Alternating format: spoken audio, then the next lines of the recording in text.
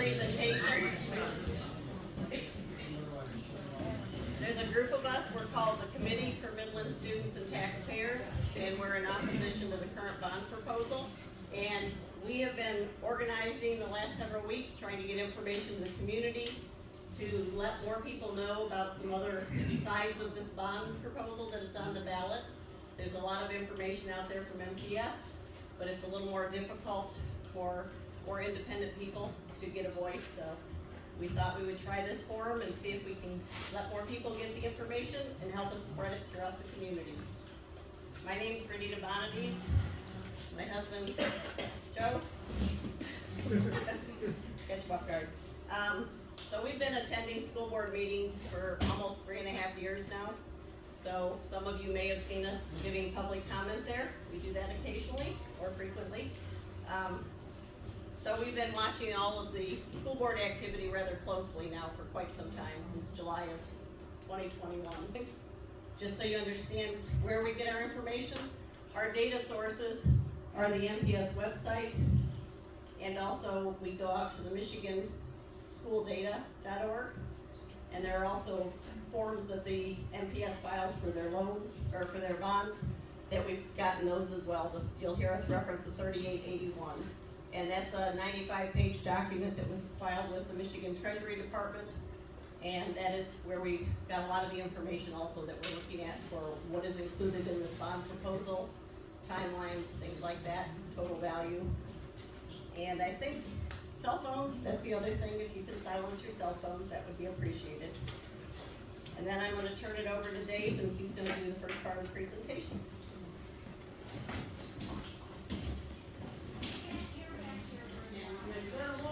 Closer. We can't hear you back there.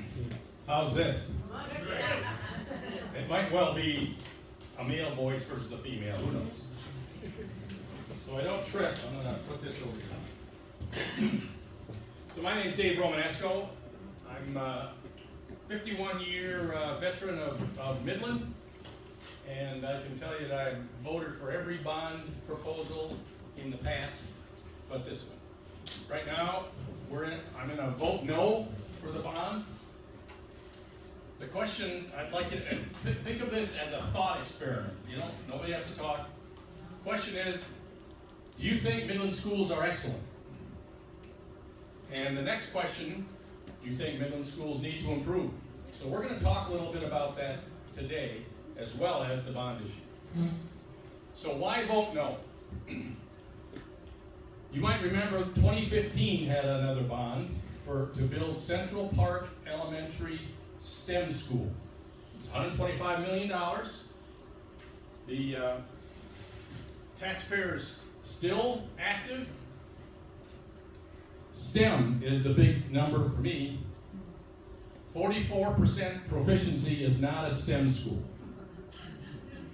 Now STEM, I think you all know, is science, technology, engineering, and mathematics. Proficiency is you take a math test. There's a certain target for proficiency and above. Those who took the test is the denominator. The number who are proficient or above is the numerator, and turn it into a percentage. So 44%, 44% of the students are proficient, which means, of course, that 56% are not. $285 million, that's a lot of money. But you add in the interest over the number of years, which I think is 30 or whatever, that's nearly $500 million. I don't know about you, but I just think that's too large. I'm worried that it discourages families from coming into town because the tax rate is going up. Northeast Middle School. I toured that school with a construction engineer whose his expertise is foundations and whether it's good, bad, or indifferent. It is wonderful in terms of the foundation. One issue, though, engineering data was not available. In other words, why do they say a foundation looking good, but the HVAC, mechanical engineering, and so on, that information was not available? We've got another engineer who knows all about HVAC, mechanical engineering, and all that. So with it being unavailable, comes to the conclusion that an upgrade is probably better than a teardown. We need to redo this bond issue, save about $100 million. We do need greater focus on proficiency. The STEM school being 44% is not proficient. We need to focus on, excuse me, these things are, we need to focus on literacy, reading, career tech education or skilled trades, and STEM. There's another thing, this is a national number, but I don't think Midland's a hell of a lot different. Oh, excuse me.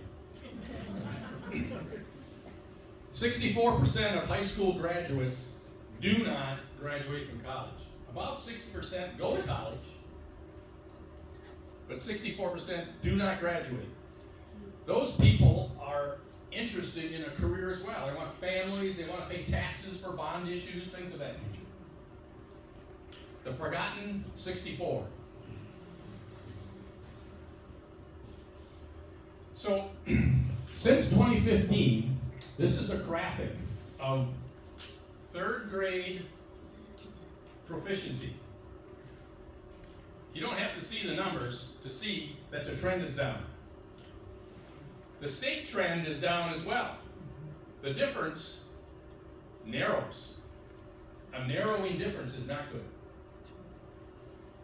Midland Public Schools has a logo, and it says Midland Public Schools, inspiring excellence. We don't have to inspire, we have to have excellence. We need to compete in proficiency and critical thinking. So since 2015, we're not competing too well. Nelson Mandela, I think you all know who Nelson Mandela is, right? Nelson Mandela said, education is the most powerful weapon to change the world. We need a stronger weapon in Midland. So, proficiency. I defined proficiency a moment ago. So if you have a number proficient over the number taking the test, that sounds like a percentage. And back when all us gray heads were in school, we call a 72% a C. You'll notice here, the lowest is Chestnut Hill, which actually happens to be my neighborhood school. Maybe it's because of me. Central Elementary, which is a STEM school, is 44, so that's pretty low. The highest is Seabird at 62. There's nothing more important than elementary school education. You can't read, you can't do your math tables or whatever, and by the time you're out of elementary in 5th grade, you're in trouble. The others are noted here as well. Now, is it difficult to have a proficient school? Well, Hemmeter Elementary in Saginaw Township is just a block off State Street. 82%. Maybe that's a B.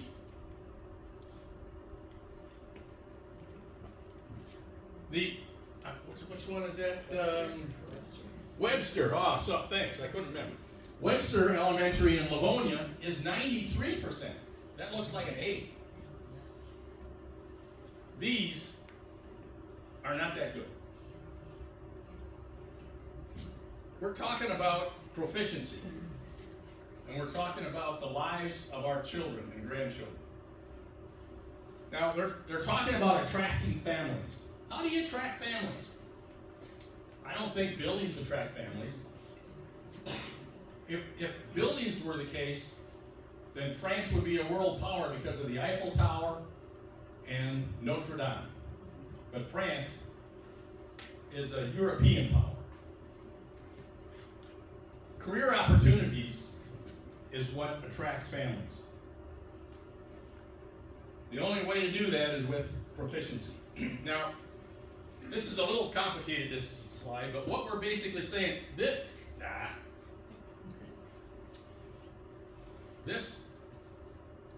table, again, it's hard to see, so apologize, but this is the table that you could see in January at the school board meeting, whatever date that was, where they talked about how wonderful Midland Public Schools are. These are the proficiency numbers. And I point out that the very same students are in both of these, because this is 2024 and this is 2024. The very same students. So what is this index? This index, it is a test plus free lunch, how many free lunch students, how many special needs students, what was the race, there's other things. You put it into a formula, turn the crank, and out comes an index. Now that's fine. My only point is that the very same students are in this group. They just don't add them in and turn the crank. Chestnut hit, the problem is, let's first say, we all know what Roman numerals are. You know, a 4 is a 4 in the English too. An equation of 4 plus 8 plus 2, 14. 14 equals 14. There's just no doubt about it. The question is, does this data equal this data? Chestnut Hill is the lowest at 43. Where is it? Right there.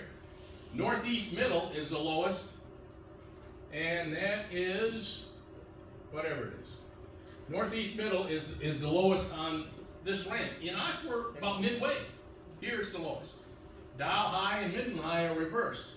Dow High is higher in the proficiency game. In the index game, Midland High is higher. It doesn't correlate very well. Now, that could be good, could be bad. Whatever you put out for the public should correlate to the MichiganSchoolData.org. It doesn't. Northeast Middle. That is the biggest single cost. Should you tear it down or should you refurbish it? Well, so I toured that with this retired structural engineer. This particular gentleman and another engineer, they evaluated from a taxpayer perspective whether the community center should be refurbished or torn down. They agreed wholeheartedly that it should be torn down and build a new one. They could, who knows what they're going to do here. The northeast building appears structurally sound. John went all the way through that. It does, however, need a new roof. Now, I don't know about you, I put a roof on my house about 5 years ago. I didn't tear the house down. Mechanical, electrical, HVAC, they were not evaluated. You might ask why. Well, the base engineering data was not available, just the executive summary. If that's all they have, we shouldn't do this. It seems that the company that gave the executive summary ought to be able to supply the base data, for they used base data to make the executive summary. Doesn't that make sense? Well, we can't get it. If you can't see the base engineering data, you need to delay at least the Northeast. And the only way to delay is to vote no so we get a plan B. Now, is a 75-year-old building old? I don't know how many of you went to the University of Michigan, but I did in grad school in the chemistry building where I'm a chemist. So it has 3 buildings. One was built in 1910, still operating. Not as many labs in that one. an addition was built in 1948. It's just as old as I am, 77 years old. And then Dow gave a pile of money and built another one. Those 3 buildings are all operational. There's lots of labs in the addition. Many university campuses have greater than 100-year-old buildings. Northeast is 75 years old. I would venture to say, I'm no engineer, but I would venture to say that chemistry labs are much more difficult to maintain than classrooms, which is what the dominant thing is in Northeast. Of course, they got a pool, which puts a lot of water around, but nonetheless. So Northeast Middle School, in my opinion, has decades left with a little bit of love and care.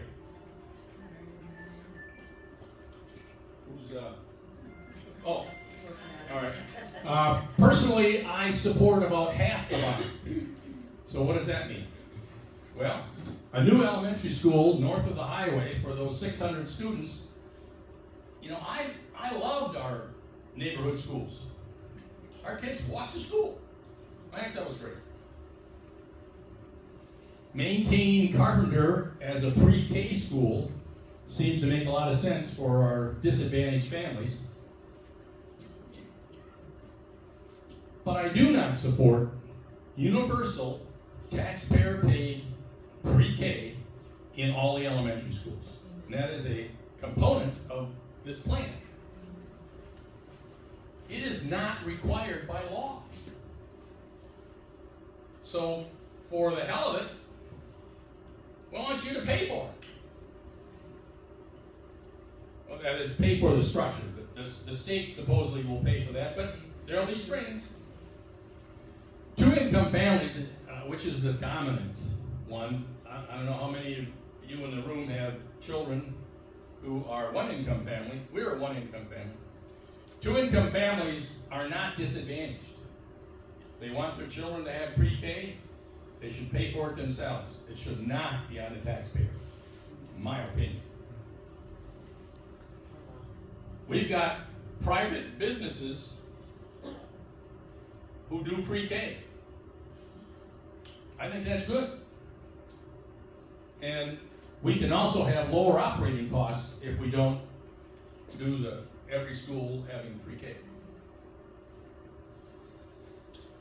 I do support strongly career tech education, or it's sometimes called skilled trades. We need that for the forgotten 64%. Now, why do I say forgotten? They always talk about ready for college, in our K through 12. Are you ready for college? Nobody says, are you ready to be an electrician? And when you all need an electrician or a plumber, God help you. I support the science of reading. That's phonics. Phonics on steroids when we were all young. That's how you learn to read. And I support science, technology, engineering, and math, STEM. Why? It gives kids the opportunity to come up with a career that they want. But if you can't read, you can't do math, and you're not doing STEM, maybe you'll be a barista. So vote no. We must not confuse Northeast action for progress. We need to support our students. We need to enhance proficiency for those students. We need to do more structured literacy so they can read. We need to not forget the 64% who don't graduate from college. We need to do more skilled trades. We need to do more STEM. We need to think outside of the normal envelope. Because remember, 2015 to now, the line's going down. We need to not do the same. all of that is progress. And in education, my opinion, progress is the most important product, K through 12. We also need to support our taxpayers. If you are a renter, or your kids are renters, they're going to pay more too in rent because the landlord has to pay the taxes. We need to understand the impact on senior citizens' fixed incomers. The industrial base, we are very fortunate to have a large industrial base. They pay about 60% of the property taxes, and I know that for a fact because I was on a committee with Don. We don't want to push out any jobs. MTS needs to create a lower cost plan B and then come back for a vote soon. As I want to vote for a plan B, but I don't want to vote for this one. Maybe another bond in 10 or 15 years, maybe, depending. So we're going to vote, I'm going to vote no on the MPS bond issue on May 6th because I want a plan B. So let's revisit that question. How many think Midland schools are excellent? How many think the schools need a little improvement? We must not confuse action with progress. We need progress. Thanks very much.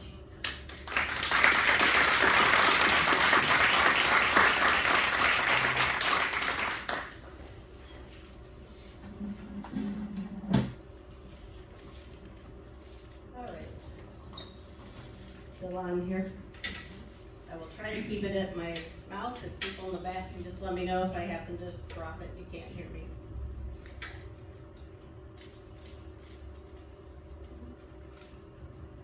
Again, Renita Bonadies, for those that came in a little later. Joe and I, my husband over here, have been attending the school board meetings since July of 2021. We've heard a lot of presentations over those years. We've given a lot of public comment. We've watched a lot of budget presentations. We've heard a lot of discussions about these bonds, the buildings, and the needs in terms of academics and how our students are doing. Many of the presentations that have been given in the last couple months on this bond proposal, we have attended in person. We were on some of the calls in the early days for the evaluation and public input on the bond. And we would just like to share a little bit of what we've learned, what we've researched and dug into. Some different topics we're going to cover this evening. Reading proficiency, you heard about from Dave. A little more on the age of facilities. Are they really too old? Like Northeast and Carpenter. Building utilization, school choice, Great Start Readiness Program, which is GSRP, the pre-K programs you've been hearing about. What will it cost the taxpayers? $500 million debt. Wasted taxpayer dollars on interest only. And then how important is this election? Most elections we go to, we're only voting on something that's going to last maybe 4 years or 8 years. This bond will actually impact you for the next 34 years. So this is a generation and a half of an impact. So this vote is very important. Some frequently asked or comments that we hear at these board meetings. We hear the buildings are too old. They're just too old. It's 75 years old. Carpenter's almost 99. They aren't designed for today's learners. We've heard those discussions. We need more modern, functional desks and chairs. We hear that all of us that sat in those square chairs and tables in a row, that we couldn't possibly teach our kids in those types of environments any longer. Some of us maybe did okay while we sat in those chairs. We've also heard stories about the playgrounds have drainage issues, kids come home muddy. And another thing we've heard about is if we don't put these items in the bond, we will have to take them out of the general fund, which affects teachers and students. So those are the only sources they tell us we can generate any savings from. This is the Midland Public School slide that was shown at a board meeting back on December 18th of 2023. And at that meeting, we heard a Barton Mallow presentation discussing what issues were with Northeast Middle School. And in that discussion, they gave us 3 different proposals about how that could be resolved. In that, they had the main one, which is the one that's on the bond proposal, is this line, which is basically put the money in right now, and that money will have a building, and this is the ultimate cost out here. This line is if we did major renovations in the next 5 years or so. And this is the cost it would take for that. But ultimately, if you look out here, in 2052, when the building was 102 years old, they go, but it's gonna cost a lot of money to replace it at that point. And so they show this $48 million difference. And then there's this bottom line, which is basically just the status quo. That one, they say it could get to 97 years before it needs replaced. So I guess one of the things we heard in these board meetings was it felt like they were saying that there was actually a plan to make this building not last. They told us that over the last 10 years, they had already deemed that this building would be going offline, so therefore they did minimal repairs to it in order to keep it functional for long-term planning. We saw the previous chart. It could last until 2052. But all of a sudden in 2024, the narrative switched. All of a sudden it was, this building is at end of life, we need to tear it down now. We need to get it replaced with a new building, and that's really our only option. So we go, what changed in the last year and a half? That all of a sudden a building that in one diagram they told us would last until 2052 before we needed to make that decision. Now all of a sudden it needs to happen now, and that building needs to come offline. So the question is, should we refresh? Yes. Replace, but it may not be necessary. This you're not gonna be able to read real well, but this is off of that presentation that was given that day. They gave us 4 options. Oops, sorry. They gave 4 options over here. One was to build, well, one was the status quo line. One's the build new. And then you had one where you did some upgrades of infrastructure, another was upgrades of infrastructure and programming. And then they had these costs out here, out in 2046. It would cost $94 million of investment to make it last till then. And then this bottom line, which was the upgrade, was $46 million. So in scenario 2, we build a new building around 2031. Initial cost, $94.3 million. Cost over 25 years, $161 million. Scenario 4, somewhere around 26 to 29, we do an upgrade, update of infrastructure and programming. Initial cost was $46.9 million. Cost over 25 years, $80 million. The difference of those two is $81 million. We can reevaluate in another 10, 15 years and go, which direction are we going? But if you happen to remember and sat in any of those presentations and discussion groups, by the time this came to the public, the only thing the public was offered was the solution to tear the building down. The public was never given the low-end option to say, we can wait and stretch this building out for a number of years yet before we have to decide to tear it down. So again, if you look at this chart, this is what they put on the bond proposal. They never gave any of the other options that were presented that day at that meeting back in December of 23. Another thing we've heard about in these presentations, they talk about HVAC. In fact, we just heard it last night over at Northeast. And somebody asked about the HVAC system. And they said, oh, we're gonna save $50,000 a year if we move into a new building over what we're paying now because of the efficiency. There happened to be a difference that they never explained, which was if we did the renovate option, we actually would save $32,000 a year. They were projecting the $50,000 savings, but they never told you the difference was only $20,000 a year. Again, we're looking at millions of dollars, and that was what they used as an example for why it's better to tear this building down. So I was just curious, I'm not from the community, I've only lived here 13 years after I got married. I didn't know the age of the buildings in this community. So I went to look for it, and I thought, well, first place I'll look is at the 2025 bond, 3081. That's what's submitted to the state. So I saw these dates, and I made the mistake of assuming Northeast was built in 1972. And I was like, wait, that doesn't make sense. And I thought, well, it must be a newer building. So I have the 2015 Form 3881 that I requested through FOIA from the State of Michigan Department of Treasury. Well, on that one, Northeast was built, I think it is 1965 or something. But then there's another FAQ on MPS's website. They have other building dates. What I found very ironic is this is all data that is MPS data related. Out of these buildings in our district, the ones that are highlighted with a star, those are the only three that actually show the same build date in all three of those data sources. So I guess when we're told to trust the data, you can see why occasionally we might draw a wrong conclusion when we start to put things together. So Northeast is 75 years old. Is that the new replacement norm in this district?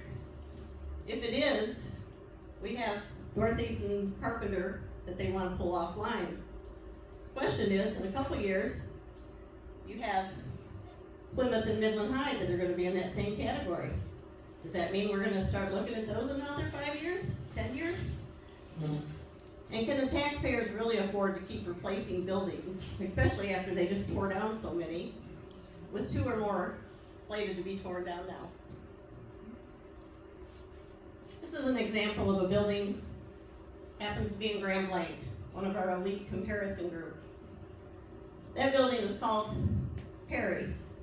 It was a junior high when I was in school. I went there in 6th grade. That building, the community experienced a big downturn.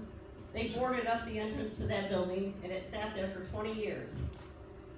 Minimal usage, just basic maintenance. 1994, they started to see an increase in enrollment again. They opened the building back up. They turned it into an elementary magnet school in a preschool area. Actually, our grandkids go there now. That building is 104 years old, and it still sits in the middle of town as a very historic building and has many years left of utilization. So being old is not a reason to be torn down. Who's young here? I feel young. Carpenter Elementary, same narrative. It's 99 years old. We need to tear it down. Get it out of here. We don't need it anymore. And the other thing we keep hearing in these board meetings, it still has fireplaces. We go, what does that have to do with the ability to learn? So the bond proposal is expanding pre-K offerings. And I don't know if you realize that their goal is actually 3 to 5 year olds is where the trend is going. So even if we add new rooms at this point for pre-K, we're not going to have enough for when they keep adding all of these younger preschool programs. And why can't Carpenter continue to be used as our central pre-K center? The argument we hear, it's just not convenient for the parents. We don't want them to have to make 2 stops. It's hard on the kids. They can't transition from a preschool over to an elementary. And we listen to these arguments and I'm thinking, I don't know, when my kids were little, I had to take them to preschool. It was sometimes 2 different schools if one was in school already. That was part of life. I didn't expect the school district to figure out how to make my life easier by rerouting everything in the district to accommodate me. The other thing is they will be taking almost 2 classrooms out of every one of the elementaries in the district to turn into pre-K rooms. So there are actually 13 rooms on the projected 3881 that will be slated for pre-K. Carpenter Elementary, why can't the building and property be sold to generate revenue for the district? Just like all those other buildings they tore down, why not sell them? Surely there's a buyer. Some of us might know why they don't want to do that, because it might create a charter school, or somebody else might be able to use it for a preschool center. But if we tear it down, we get to pay for that. On this bond, There's $663,000 that we'll pay, probably upwards towards $1 million, to demolish that historic building. And they could instead generate money, just like East Lawn. They sold that for $650,000, and after they tore the building down on it, and you paid to demolish it. So, school choice, it's another question we heard last night at Northeast. We've heard it at some of our presentations. We're told that it really doesn't have much of an impact, that it's a wash. We don't have any more kids leaving than we have coming, so it's not affecting our enrollment at the various buildings. My question is it overcrowding by design? Their own presentation says that our optimal level for student education is 85%. Many schools are overcrowded, 2 over 100%, or maybe 3. But why do these schools over 90% still have seats open for school choice if our target's 85%? Reminder, school choice is also optional. It's not required by law, and we can put limits on it of whatever we need to accommodate our buildings and our capacities. The utilization structure, this is from their own presentations they're doing right now on the bond. And you can see their target's 85%, and then they show us how overcrowded all of our buildings are. Well, with the exception of Midland High and Northeast. Maybe that's why Northeast needs to be replaced so they can get more kids to want to go there. And then you have your elementaries that are all 91 to 101%. Well, there's 289s. But if you'll notice, they also make it very clear that one of our goals as a district is our pre-K program.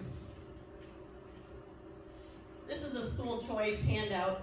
It just came out for the inter-district transfers.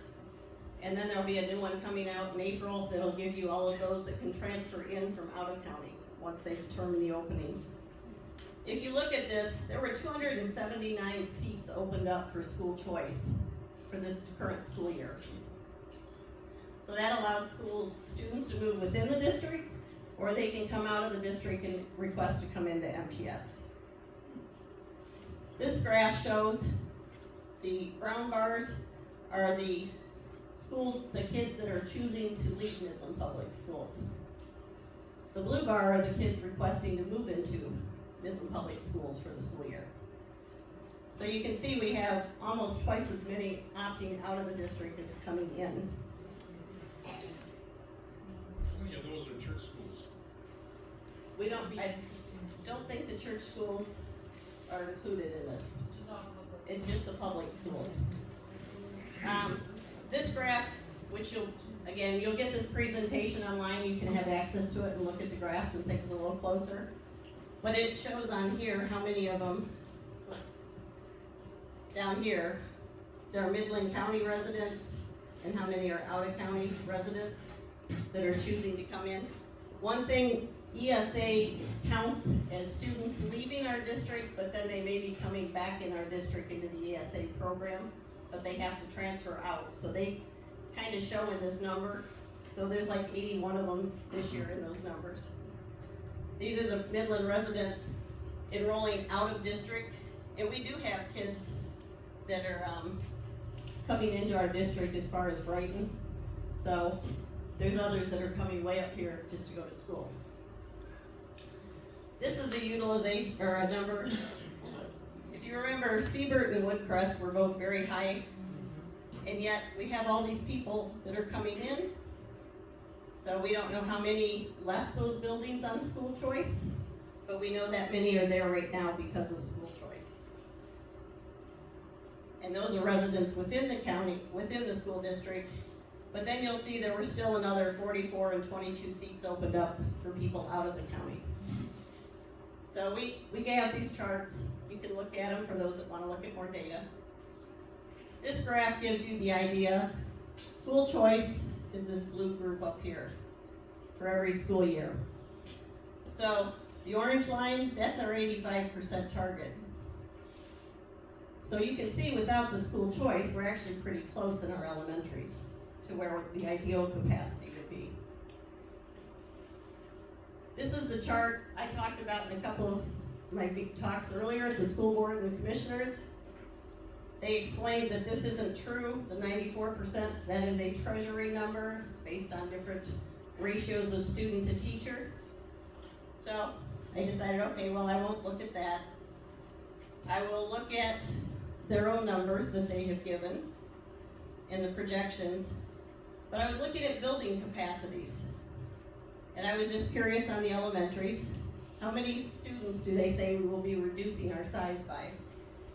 That came up to about 495. Again, this is a treasury number, but we're having a hard time to get an actual true projection because they don't really produce that number anywhere for us to look at. This is one scenario that, again, this was at the December meeting that they showed on their presentation. In this, they showed that these are the before utilizations and these are the afters for the elementaries. What was interesting is you have several of them in the 70s. Well, we were just told recently by an administrator at MPS that when does utilization become a concern? Funny, 75 to 80% says that it may indicate inefficient use potentially leading to consolidating or closure. So I found it interesting that after this is all done, they're projecting that several of our buildings are going to be in that category with an enrollment. So I'm not sure how that balances back out. Are we getting what's being promised? The current elementary buildings are at 93% utilization. Will class sizes actually be smaller? They say yes, but we've seen no diagram that actually tells the expected class size. Will the new Northeast have the same capacity? Are we rebuilding the same space? Again, we're not sure.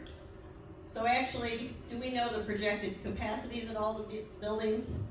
We've watched a lot of presentations. We've never seen that number presented. And what is MPS missing in their presentations to the public? They don't show the public utilization numbers after all this money spent. They want $285 million, but they're not really telling us if that's going to solve the problems other than by words, but not in graphs and diagrams. They don't discuss the actual class sizes the parents should expect after the public commits to paying this debt for the next 34 years. They have consistently said the only place to cut funding is from the teachers and the parapros. And I have a question, why have we become very top heavy in the administration at MPS? Why not cut there? Because we actually just added a new assistant superintendent, for those that didn't notice, because it was kind of not mentioned, that we have always had, for years now, 3 associates in our district, superintendents. But all of a sudden, in June last year, we found out, we were looking at our meeting minutes, and we actually added a 4th, an assistant superintendent. We had one when I worked there. One. So we have continued to add on top of the administration end. And this diagram makes it pretty clear what's going on. This is where our spending is going per pupil, just in the last few years. This is our attendance. This is our grades and our proficiency. So this certainly makes one wonder, are we really gonna get anything different in the next 34 years of paying this debt off just by adding a couple new buildings? Great Start Readiness. Again, as Dave mentioned, this is a forced program on us as a community. It's a state initiative, it's a national initiative. They're trying to get schools for the preschools. In fact, the goal is to actually add 1,700 new classrooms to Michigan for preschoolers. They want 75% of all four-year-olds to be coming into the school districts. And the difference is, we have to build the buildings for them. We thought we were paying taxes to build K-12, but now all of a sudden, we're gonna be building them for all the preschoolers too, that they are incentivizing by making it free. They're incentivizing, the schools have actually been paid more per pupil for preschoolers than they did for the K-12.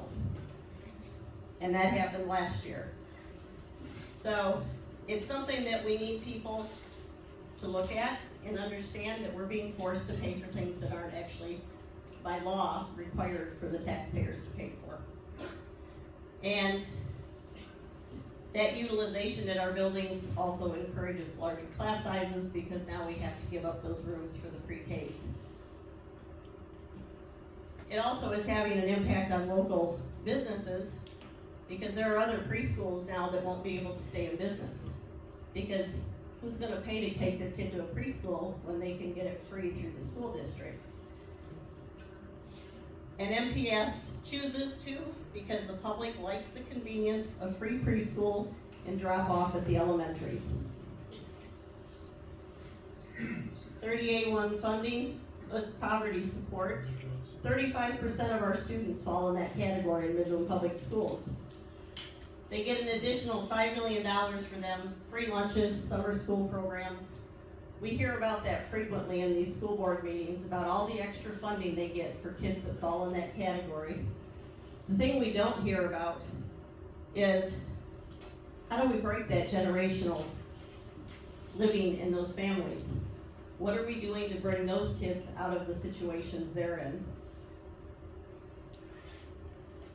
So MPS student enrollment, the Michigan and MPS reporting can only show K-12.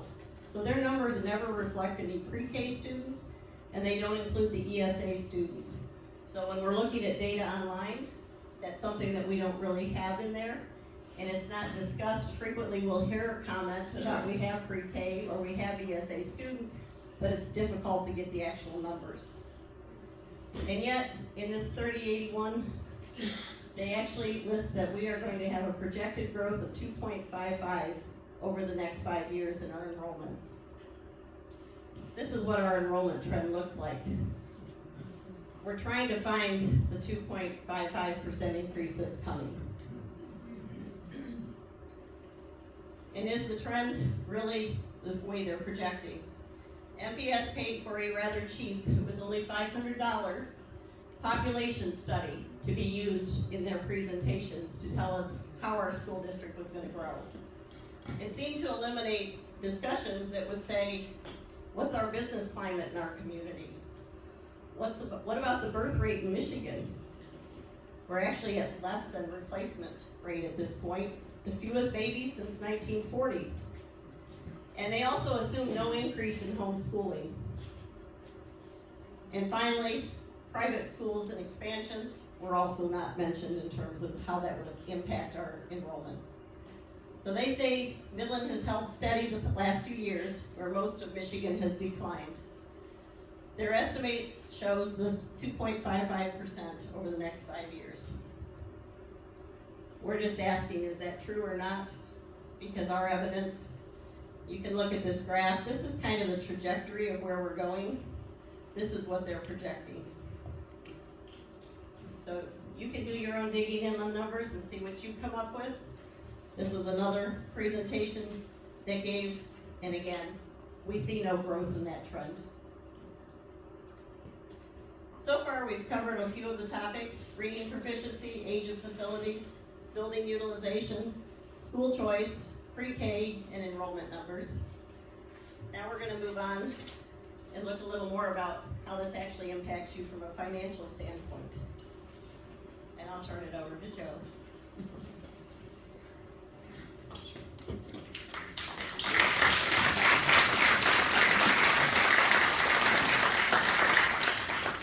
Thank you.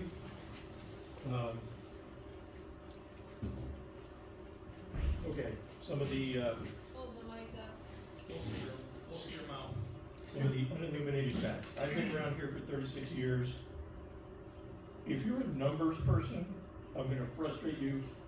I'm going to frustrate you because I'm going to go too fast. You can read all of it later.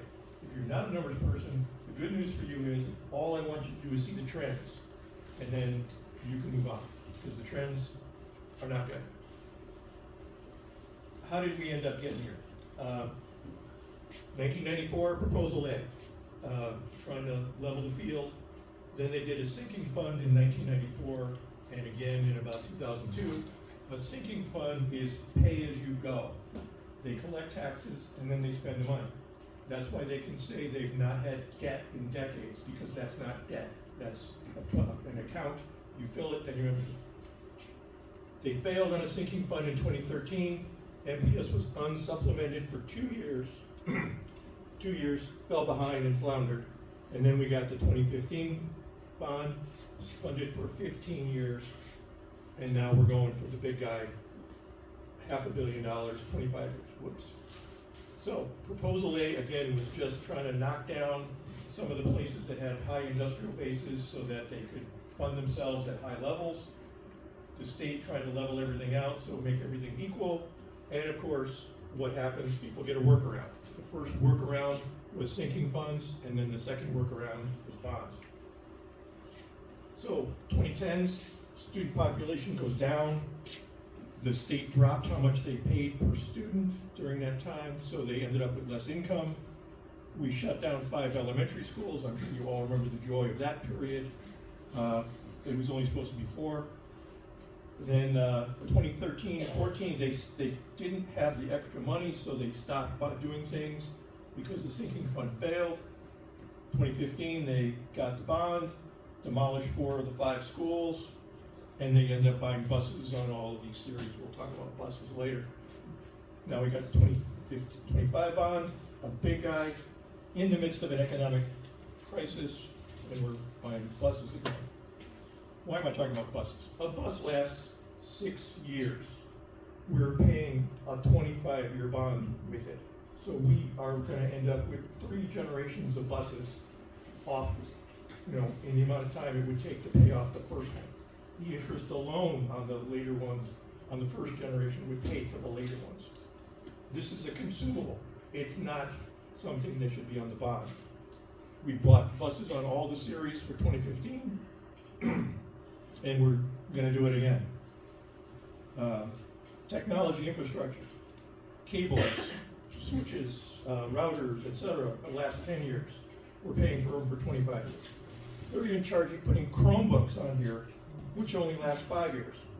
And we're paying for 25 years for these things. The last part of the 2015 Series 3 bonds is buying Chromebooks right now, and we'll pay for them for 15 years, the next 15 years. Ballpark, we got $30 million in this new bond of interest that just pays for things that don't last. Here's the 2015 bond. What's going on? We right now are at the point where we should start to get relief from the 2015 bond. That millage rate is dropping. Should be dropping. We, as my wife said, we got 3881 out of them. As soon as we got 3881 out of them, and they knew that data was out there. Oh, sorry, I changed my order. What's on the bottom? I don't expect you to read that. That's the official version. I need to pull 2 sentences out. 285 million, obviously. General obligation unlimited. That means they can do anything they want for that amount, to get that amount of money.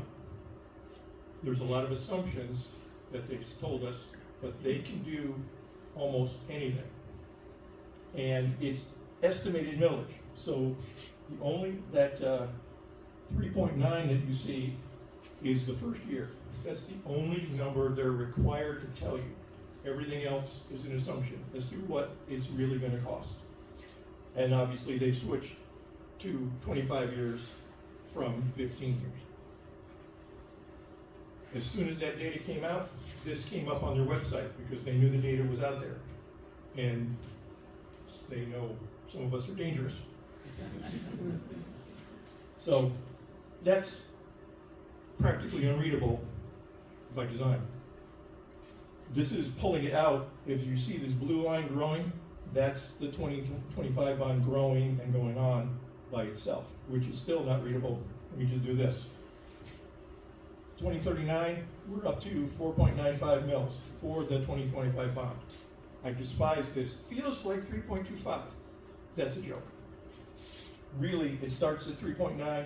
It's not really going to be 3.25 out until 2051. So let's just call it what it is. I don't care what they think, what they want us to feel like. I'm going to feel like I'm paying them money. They talk about a $200,000 house, $100,000 taxable. Feels like 3.25. Well, really, the first year you're paying $390. In the year 2040, you're paying $495, and again, you're paying on it until 2058. We got this data. We're doing 4 series. They're buying the interest rate down by 0.5% on there. So there's another $1.4 million to knock that down. We're making the assumption that they're gonna get that 4.75 interest rate. I don't know about you, but my prediction of what interest rates are gonna be in 5 or 7 years is not on the lower than it is now basis. And if they get a higher interest rate, you're paying more money because they're gonna go do it anyway, regardless. Because once we give them the permission to do it, you know they won't stop. Why 25 instead of 15?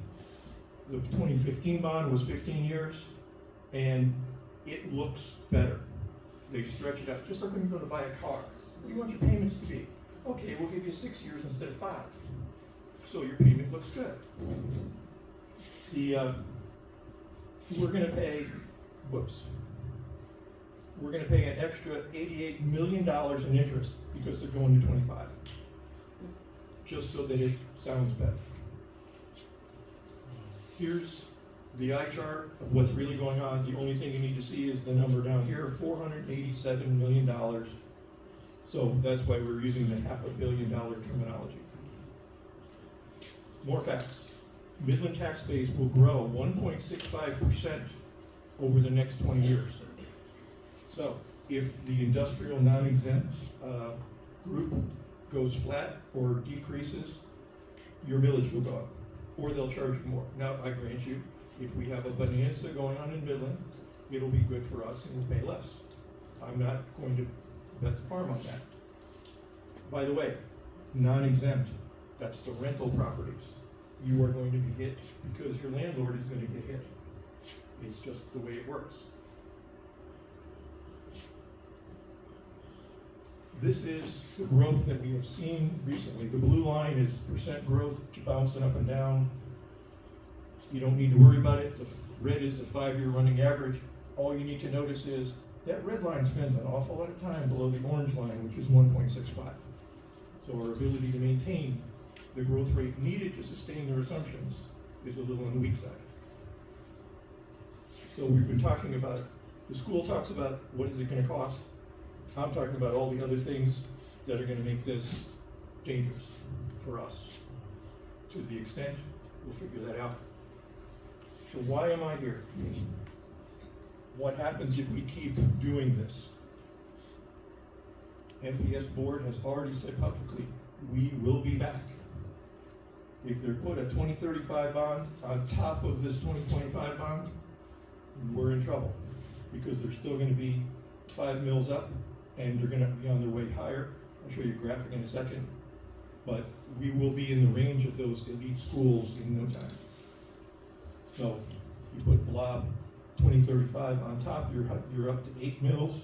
If they are addicted to this again and add another one, in 10 more years, they're going to be up towards 10. We did not sign up for this. The taxpayers are not MPS's ATM machine. What do we expect in the future? They have shifted normal repeating things, buses, laptops, etc. That's not necessary. They need to move to a shorter duration. They will be back in 10 years, and we are going to be in perpetual tax bondage to this. This is a pet peeve of mine. New furniture will fix proficiency. I'm sorry. I learned on a school desk that had an inkwell hole in it. It still worked.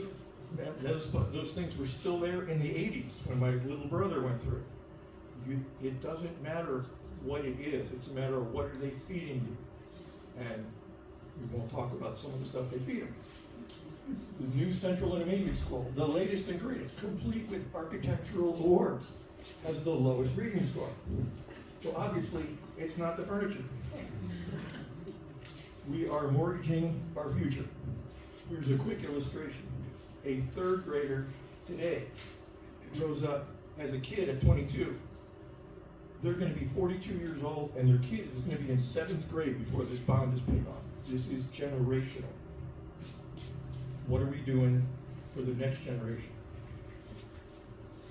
Adding insult to injury, MPS is gonna actually pay themselves back for the election that they're doing. And we get the privilege of being policed for another 25 years worth of interest for them doing that to us. It is apparently legal. I don't think it's right. Anyway, takeaways. This is way too big. There are way too many assumptions that this will be great while the country is in financial uncertainty. The 2035 bond, if they do that, will put us up into that elite class that, on the taxing side, not necessarily the proficiency side. And using 25-year bonds for consumables is really stupid. Would you finance your car for 35 or 40 years? I believe I'm done.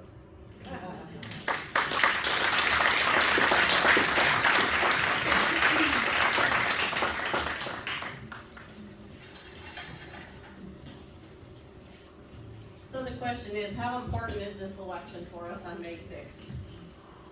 Special elections are done in May for a reason.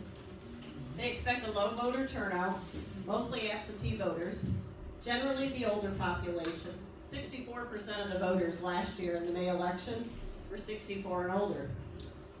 There were 46,000 registered voters right now in the Midland Public School District. About 10,000 of those are permanent absentees, and 36,000 of them actually live in the city. So I did some analysis of last year's data. I work with a little bit of election data in the qualified voter file. So I did FOIAs and requested data at the end of the last election. It was very interesting to find out our election, 17.5% of the people showed up to vote. That means 37,000 chose to be silent majority. They didn't participate. And 78% of the ballots that came in, out of those total 7,900, were absentee. So people didn't show up at the polls. And did you know that the school district must pay for every special election? So last year they paid approximately $85,000 just for the election portion of that May election. This year, the estimate is probably closer to $95,000. This election could be free if they did it during the regular election cycle. But again, they want the lower voter turnout. So we can see it, would we see a change in this election, which is why we're speaking, because we would like to see that change, and encourage people to vote. This $500 million debt over the next 34 years is just too much for taxpayers and does not solve some core issues in the district. And what if people already voted? Just a little educational tip here in case you didn't know this. If you've already cast a ballot as an absentee, or somebody says, oh, I already voted, I wish I could change my mind, you actually can. You're allowed to go back to your clerk, have your ballot spoiled, get a new ballot, and recast your vote. So just something to be aware of. That can only be done until 5 p.m. on April 25th. Big takeaways, this is just too much money. Too many can't afford more taxes. People on fixed incomes, many seniors, renters that are gonna have this tax passed on to them. They may not think, oh, this isn't gonna affect me, I'm not a homeowner. Well, somebody's paying taxes on the home you're renting, and it will be passed on. Small businesses, this is gonna impact them. It's more money that they're going to have to figure out, how do we raise our prices enough to cover the new tax that we're taking on? And we're also just coming off of 4 years of a lot of inflation, so people are already hurting financially. And as you've seen probably on Facebook or anywhere else, the little memes about the cost of eggs these days. So this is just another time when people don't need to be trying to pay this much money. This is a 34 years of debt till 2058. It's a $500 million debt on this community. And it's only gonna fix things for about 10 years. As they told us, they'll be back for more money. so this is only a partial fix of our issues to deal with. The building utilization capacities are not really improving that much, even with the new elementary, because they're repurposing a lot of the rooms, because they don't want art on a cart. Art needs to have its own classroom, and music needs its own classroom, and we need pre-K classrooms, and ESA wants classrooms. So how many classrooms are we really gaining for our actual K-12 students? Additionally, the option to refurbish Northeast was never presented to the public as an option, but it was presented in December of 2023. We will be paying $68 million of debt long after its useful life, as Joe mentioned. This $68 million is what's just for that portion of the bond, for those short-term items. If that had been put on a 10-year bond, we would have saved $30 million. But that's just our money, right? It's not theirs. Had this been a 15-year bond instead of a 25-year bond, the mills would have been higher, yes, we understand that. But we would have saved $88 million in interest as a community. And the other point I wanted to make, that money that's being wasted on interest, think about how much revenue that's taking out of our tax base, our spending locally with our businesses, because the money's going to property taxes and interest. Ways you can help, we have flyers available this evening to share with your family and friends. You can give those out, talk to people at your doctor's office, out while you're shopping. One thing we find, there's a lot of people in this community that don't even know this vote's going on. They're gonna be the ones that don't show up to vote. You can help knock doors, work with people in the area. We have signs available today, and we'll have them available in the future, so just let us know. We're asking for a $10 donation just to offset the cost if you can do that. And it's not free, so if anybody's willing to help our campaign to get the word out, we'd like to do some mailings just to let more people know what's going on. Unfortunately, we don't have the potential $200,000 taxpayer money that MPS is using to send out mailings and flyers and pamphlets and doing 50 presentations in the community. So we're doing the best we can. We have a website, we have things set up that people can learn more. So if you're interested in making a donation, there's an address on the flyer, or we have people at the desk, table back there that can help you. Our silence is our consent. This is something for people that have known me for a while, and it's one of my big things. We have been taught to be silent. We're afraid to speak up. We don't want anybody to come back and get upset with us because we said that we didn't agree with something going on. The silent majority will not make things happen and change things for the better for the future of our children and grandchildren. This election has a much longer impact than any election this district has had. It's not a 4, 6, or 8 year impact, it's 34 years. Let your voice be heard on this MPS bond proposal. If you don't vote, you have consented to the will of those that did. So be an informed voter. I would love to see 60% or more show up for this election. It's time that we let the community know that they can't just pass these things off in an off election time and nobody will pay attention. So we need to have the people show up. They need to vote, and they need to let their voices be heard. So for us, May 6th, this is the committee. Again, the information's on your flyer. Neither the students or taxpayers will come out ahead. Time to send the MPS board back to the drawing board and for them to show us that they are being fiscally responsible. This sleight of hand bond is a hard no. Thank you for attending.